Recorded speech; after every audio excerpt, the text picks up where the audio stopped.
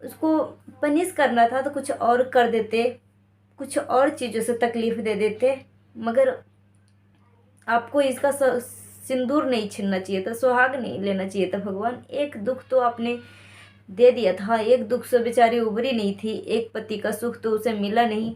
सोची कि भगवान ने पिछली बार जो हमारे साथ गलत हुआ, हो सकता है दूसरी शादी, दूसरी लाइफ में सब कुछ ठीक हो जाए, मगर भगवान को शायद ये मंजूर नहीं था। दोस्तों, राजवीर भैया अब इस दुनिया में नहीं रहे। पहले तो लग रहा था कि फेक है, क्योंकि इनके तरफ से कोई पुख्ता सबूत नहीं आया था, इनके परिवार की तरफ से कोई ऑब्जेक्शन नहीं आया था, कोई भी पोस्ट नहीं आया था। तो हर कोई, जितने भी इनके फैंस हैं, विश्वास होना बहुत ज़्यादा ही मुश्किल है, क्योंकि इस तरीके से 2 दिन पहले ही सपना जो है अपनी मायके गई थी, और इस तरीके से हो जाना, मतलब पैरों के तले, जब मैं ये खबर सुनी ना तो पैरों तले मेरा एकदम सच में ज़मीन जैसे लग रहा खिसक गया। मैं पूरी तरीके से एकदम दिल में ना दर्द होने लगा, बहुत ही अजीब सा हो रहा था कि वो बेचारी इतना, मतलब 2 साल पहले कोविड में ही अपना पति को खोई थी 2021 में, और उस टाइम इनका जो बच्चा था मात्र 3 से 4 महीने का छोटा सा बच्चा था। और फिर इनके जो ससुराल वाले, सपने के जो ससुराल वाली फैमिली है, बहुत अच्छी थी। अपने अपनी पोती से इतना प्यार करती थी, इतना अटैच थी कि वो सपना को बोली कि मैं, ये हमारी बेटी नहीं है, हमारी इस घर की बहू है। और इसलिए अपना छोटा बेटा राजवीर से इनकी शादी हो गई, और सच में मतलब विश्वास नहीं हो रहा है, उस बच्चे का क्या कसूर जो भगवान पिता का साया छीन लिया, उस माँ का क्या कसूर जो जवान जवान बेटे, 2 साल के अंदर दो बेटे को जवान जवान खोना, उस परिवार के ऊपर ना पहाड़ों की मुसीबत टूट पड़ी है। कैसे वो माँ बाप अपने आप को संभालेंगे? बस ईश्वर से मैं यही प्रार्थना करती हूँ कि उस माँ बाप को इतना भगवान शक्ति दे, इतना हिम्मत दे कि इस दुख के घड़ी से उबर सके। वैसे एक माँ बाप को ना अपना बेटा ही एक सहारा होता है, बच्चा ही सहारा होता है। वो बच्चा ही ना रहे तो किसके भरोसे माँ बाप जिए? बहुत मतलब दुख के घड़ी है। उस छोटा सा नन्हे सा बच्चे का क्या कसूर है? अभी जो है कुछ टाइम पहले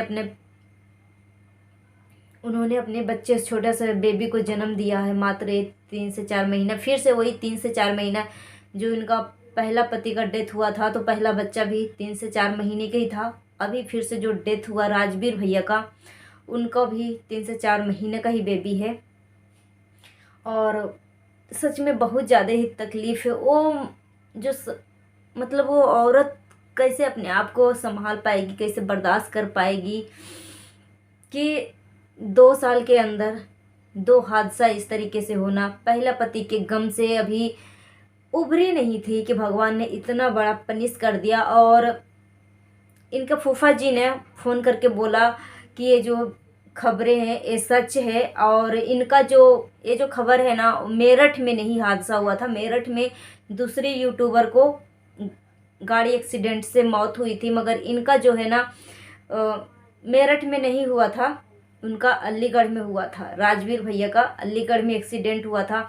इसमें ना बहुत सारे लोगों का एक कमेंट आता है कि साजिश रचा गया है। ये मतलब दोनों बेटे का मौत होना, मतलब पहला बेटा को तो मान लीजिए कि चलो कोरोना काल में किसी तरीके से मतलब हो गया, वो भी बहुत ही दर्दनाक था, मगर फिर से एक और बेटे का खोने का गम।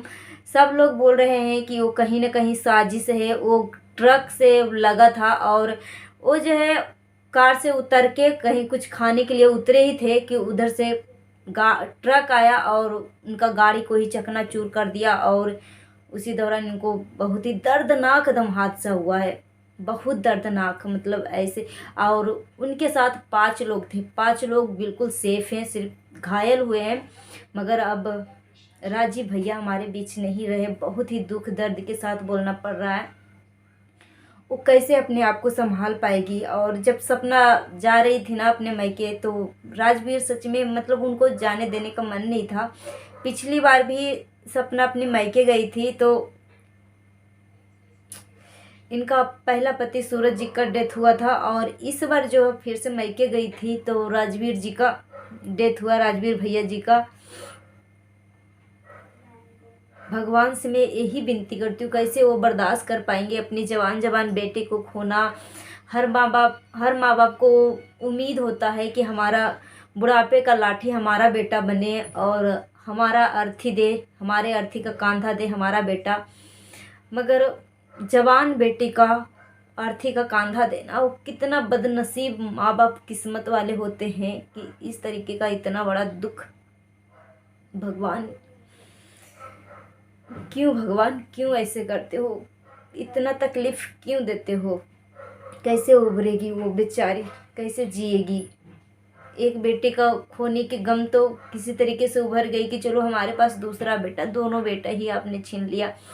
बहुत सारे लोगों का ये भी कमेंट है, जैसे कि इनके पास एक ननद है, और बहुत सारे लोग बोल रहे हैं कि ये ननद जो है अपनी सगी ननद नहीं है। मगर यहाँ पे मैंने इनकी वीडियो के माध्यम से मुझे पता है कि इनका जो ननद है ना, ये इनके सास का, सपना जी का सास के भाई का बेटी है, यानी मुसेरी ननद है, मौसी मामू का ममेरी ननद है। तो राजीव जी और सूरज जी कहीं दूर पढ़ते थे ना, तो मम्मी जो है अकेले पड़ जाती थी घर में, तो उस दौरान ये इनको अपने पास अपनी भाई का बेटी को रखी थी। तो इनका जो है मामू का बेटी हुई, मतलब मुसेरी ननद है, अपना नहीं है, मसेरी ननद है, मगर अपना जैसे ही रहती है। मात्र ये भी 13 से 14 साल की बीच के ही है। तो सबसे बड़ा दुख यही हो रहा है सोच सोच के कि वो छोटा सा बच्चा का क्या कसूर था। भगवान, क्या उसके किस्मत में पिता का सुख नहीं था? क्या इस औरत का किस्मत में सुहाग नहीं है जो आपने इतना बड़ा दंड दे दिया? उसको पनिश करना था तो कुछ और कर देते, कुछ और चीज़ों से तकलीफ दे देते, मगर आपको इसका सिंदूर नहीं छीनना चाहिए था, सुहाग नहीं लेना चाहिए था। भगवान, एक दुख तो आपने दे दिया था, एक दुख से बेचारी उभरी नहीं थी, एक पति का सुख तो उसे मिला नहीं। सोची कि भगवान ने पिछली बार जो हमारे साथ गलत हुआ, हो सकता है दूसरी शादी, दूसरी लाइफ में सब कुछ ठीक हो जाए, मगर भगवान को शायद ये मंजूर नहीं था। भगवान उन्हें भी अपने पास बुला लिए। अब वो कैसे जिएगी? दो दो छोटे छोटे बच्चे हैं, कैसे संभालेगी? जब वो बच्चा पूछेगा कि पापा कहाँ है, तो कौन से मुंह से बोलेगा कि पापा अब नहीं है?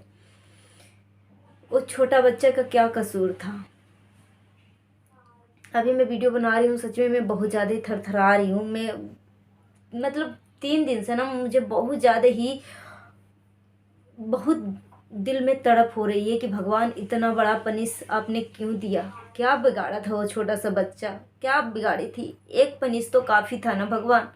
जब कोई दूसरा ज़िंदगी शुरू करता है ना, तो ये उम्मीद करके शुरू करता है कि शायद पिछली बार का जो गलती है इस बार मैं नहीं दोहराऊंगा। और ये परिवार ना 2 साल में 2 बेटे का खोना बहुत बड़ा दुख है।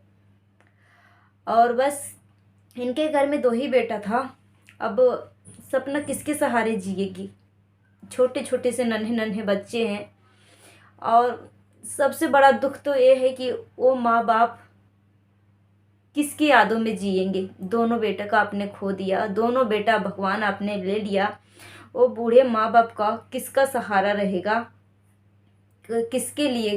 कैसे? भगवान, इतना दुख क्यों दिया आपने? इतना कष्ट देना ही था तो कुछ और पनिश कर देते, मगर आपको इस तरीके से दुनिया से दूर नहीं लेके जाना चाहिए था। एक छोटे छोटे परी, कितना मतलब मैंने इनकी वीडियो देखा, अपनी फैमिली में कितना खुश है, कितना खुश मिजाज है। एक वीडियो में इनका स्नैपी गर्ल का मैं देखी थी, सपना जी का, तो उसमें वो गाना गा रही थी कि ये जितने पल जीऊँ मैं तेरे संग जीऊँ। तो ये वाला गाना सुन के ना मेरा दिल सच में फट गया कि भगवान, आपने क्या कर रहे हो? क्या मतलब कितनी उम्मीदों के साथ, कितनी अरमानों के साथ उन्होंने अपनी दूसरी लाइफ स्टार्ट किया था, वो कैसे अपने बच्चे को जवाब देगी, कैसे अपने सास ससुर को संभालेगी। बस मैं भगवान से यही विनती करती हूँ, यही ईश्वर से मैं इच्छा करती हूँ कि भगवान राजीव भैया जी का आत्मा को शांति दे और अपनी चरणों में जगह दे, और उस परिवार को जिसने अपने जवान जवान दो दो बेटे को खो दिया, उस माँ बाप को जिंदगी का हर सुख देना भगवान, कि वो गम तो भुला नहीं पाएंगे अपने जवान बेटे को खोने का, मगर ज़िंदगी में उनको हर सुख देना, कभी तकलीफ़ मत देना। और सपना जी को आप ज़िंदगी में हर सुख देना, कि ज़िंदगी में जो हर चीज़ अचीव करना चाहती है, जो हासिल करना चाहती है, वो सब सुख मिले उनको। और क्योंकि जिसके सर से बाप का साया हट जाएगा वो तो पूरा कर नहीं सकता कोई, और जिसके सुहाग छिन जाए वो औरत अब तो दोबारा से मुड़ के भी उस तरफ नहीं देख पाएगी, क्योंकि एक चांस तो मिल गया था, दूसरा चांस भी उन्होंने अपने आप को दिया, तो दो दो बार ये हादसा हो गया। तो किसी का सुहाग छीनना, किसी का बेटे का साया हट जाना, किसी का बाप के सर से साया हट जाना बहुत दर्दनाक है।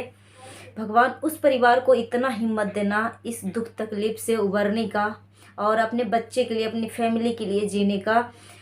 मुझे पता है सपना जी, आपके ऊपर भगवान जो है बहुत ज़्यादा ही कष्टदायक परीक्षा ले रहे हैं, और आपके सास ससुर के साथ भी।